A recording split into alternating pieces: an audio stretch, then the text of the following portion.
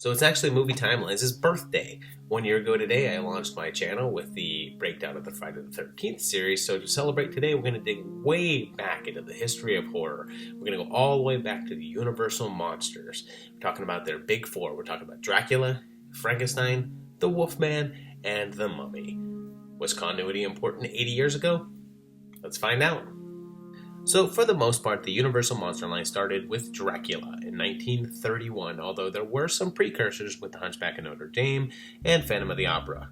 Based on the Bram Stoker book of the same name, the year is never outright stated, but based on the styles of dress and conversations, we can assume that we're set in the year that it was shot in, so we're going to go ahead and place it in 1931. We set up all the rules of vampires here and quickly learn that this guy sleeps in a coffin and can turn into a bat, is very attracted to blood, and very unattracted to a crucifix. But, hey, who isn't? Drac heads off for England with the now insane Renfield, and we learn of his aversion to sunlight before he kills everyone on board. When Drac starts doing what Drac be doing, Professor Van Helsing shows up and knows full well what vampires are capable of. We also find out that vampires turn into mist, but we don't get to see it because 1930s. And it doesn't appear as if this version of vampire needs to be invited in. We soon get the cinema's first Van Helsing versus Dracula face-off, and poor Renfield gets killed. Van Helsing puts a stake through Drac's heart off-screen, and everyone is happy. Later that same year, Frankenstein was released. Based on the classic Mary Shelley story, we get a story of a mad scientist, Henry Frankenstein, and his attempt to create new life from a jigsaw puzzle of dead body parts with the help of his assistant, Fritz. You were thinking Igor, but this is Fritz. Once again, we're not given any time frame, but the clothing and setting, along with the absence of cars, seems to indicate that we're at an earlier time here, most likely around the turn of the century. One lightning storm later, and it's alive. We quickly learn that the monster is afraid of fire, and he kills Fritz. The monster gets loose and accidentally kills a young girl, as sometimes happens to the best of us, and the townspeople attack, and eventually Henry faces off against his own monster, and everything ends up in fire, with the monster burning to his apparent death in a windmill. 1 year later, the third member of the Big Four appeared in 1932 with the release of The Mummy, which again starred Boris Karloff. The film starts off with an archaeological dig that we're told takes place in 1921, in which they find an unusual mummy named Imhotep. When one of them reads the Scroll of Life, Imhotep returns to life, hence the name. We then jump ahead to 1932, as stated by this appropriately updated signage, setting the events of this film in the year of its release.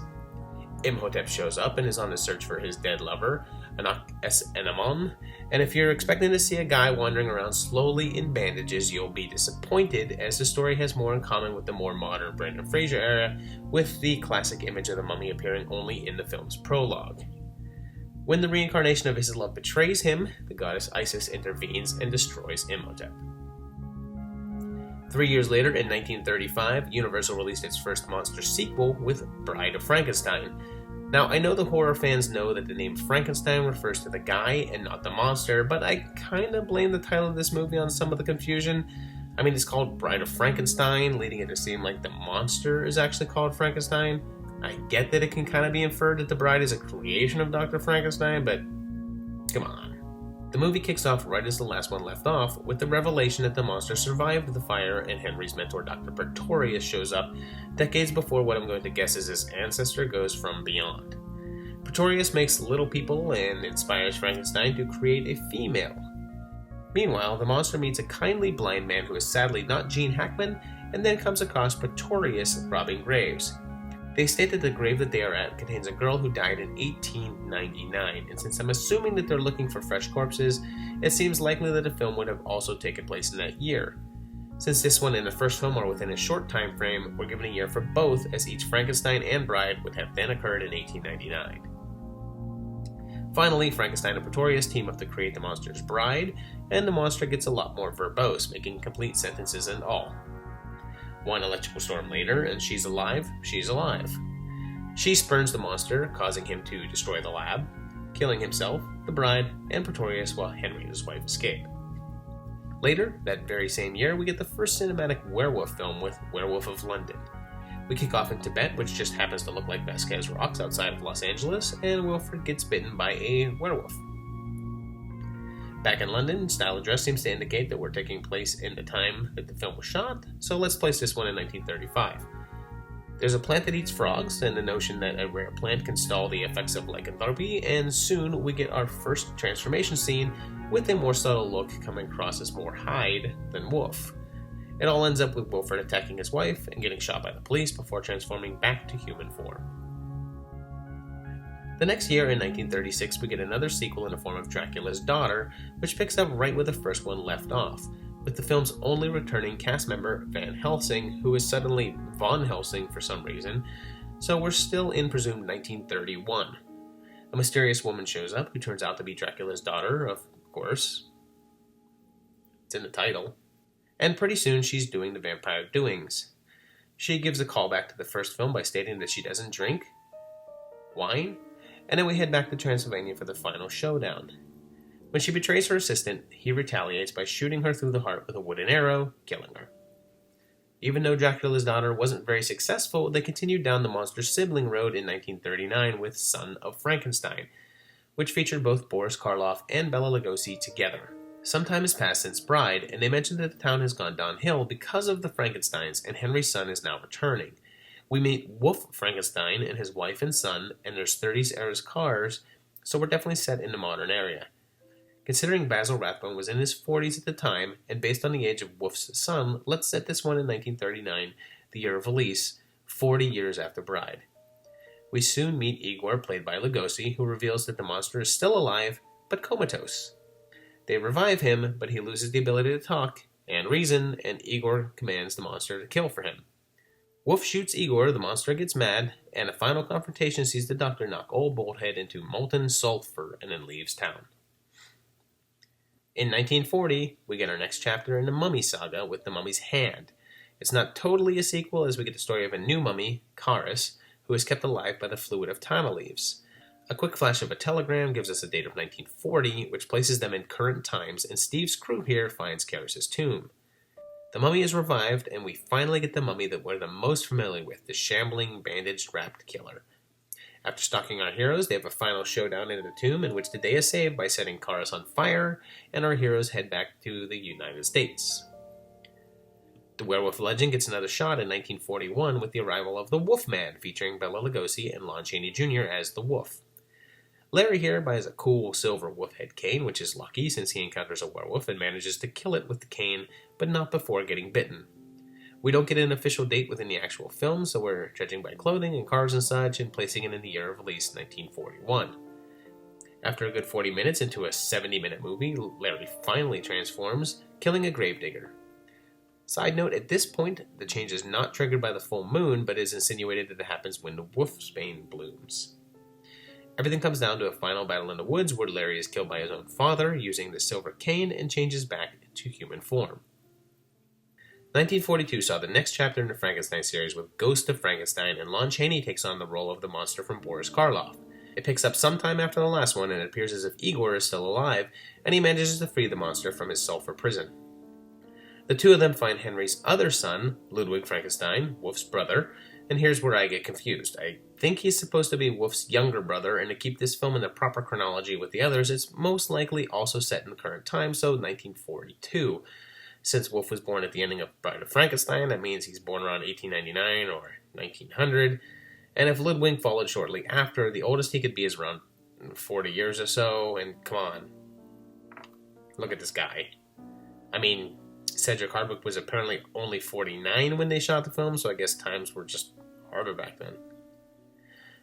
The monster gets up to shenanigans, and Henry's ghost appears to Ludwig and tells him to switch the monster's brain, but Trickery sees them putting Igor's brain in there. He kills Ludwig, but is shocked to find out that he's now blind, causing him to walk with his arms outstretched, which is where that whole thing comes from. The castle catches on fire, and the monster burns and seemingly perishes in the blaze. That same year, we get a new chapter in the Mummy saga with the Mummy's Tomb. It kicks off by reintroducing us to Steve Banning, who recaps the events of the Mummy's Hand. We also find out that both Endoheb and Charis, now played by Lon Chaney Jr., survived the previous film and are seeking revenge. Endoheb states that Hand took place 30 years ago, so if we go with the date given on the telegram in the previous film, that would place this one in the year 1970, which doesn't make a lot of sense, especially with these cars. Karras kills Banning, and his old partner Jensen, who for some reason is now named Nelson, investigates, but he is also killed.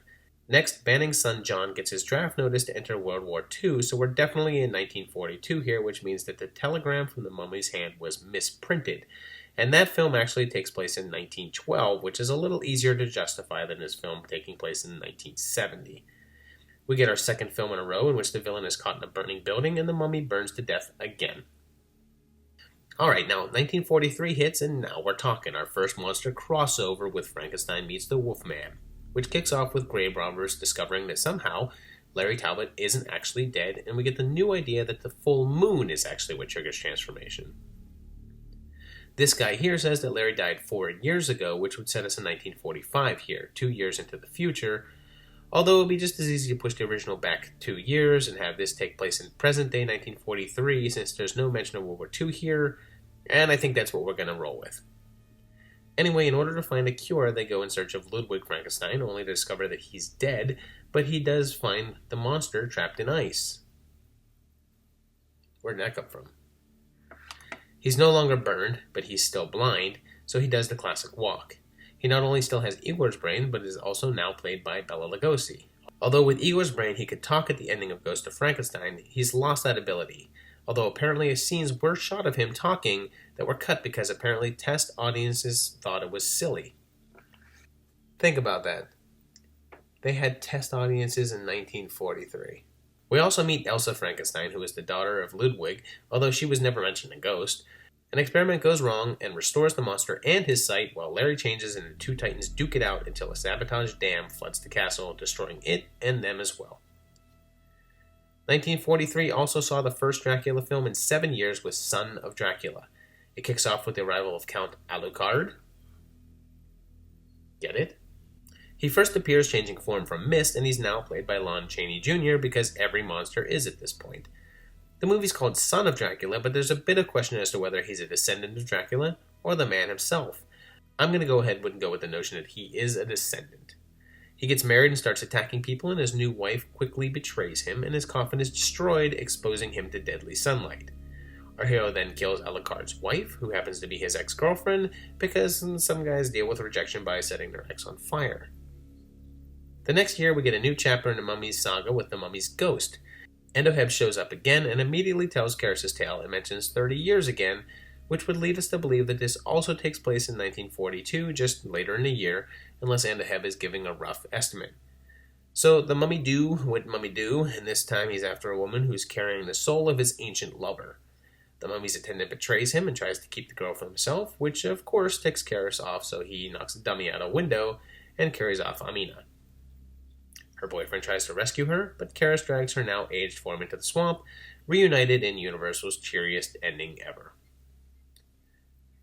1944 is when things get really interesting with crossovers as House of Frankenstein is released.